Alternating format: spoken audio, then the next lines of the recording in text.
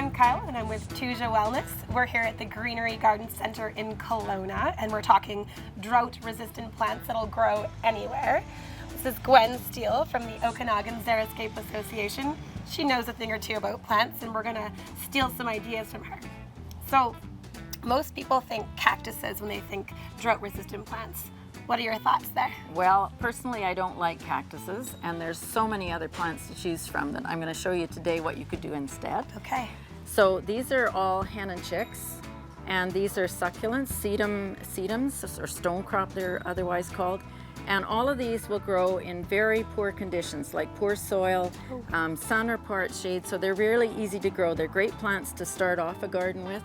And you can make a beautiful garden just with a few nice rocks and a selection of these.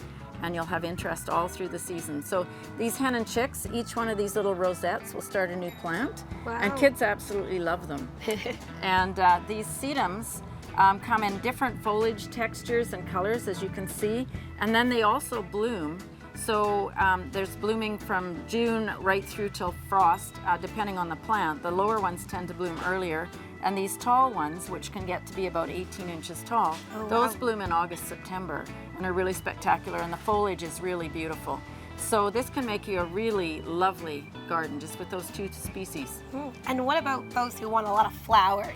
Well, if you want more flower in this particular garden or in a rock garden kind of setting, I've got some little ones here that you could choose from. So, and they're all evergreen. The foliage stays through the winter, which is another thing to look for. So I've got a little low-growing Potentilla, Dianthus, or in the carnation family, perennial Candytuft, Alyssum, perennial Alyssum, and Thrift.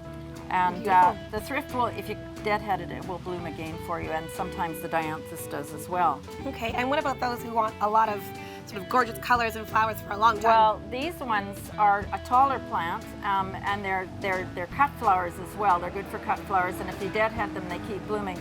This one's blanket flower, Gaillardia.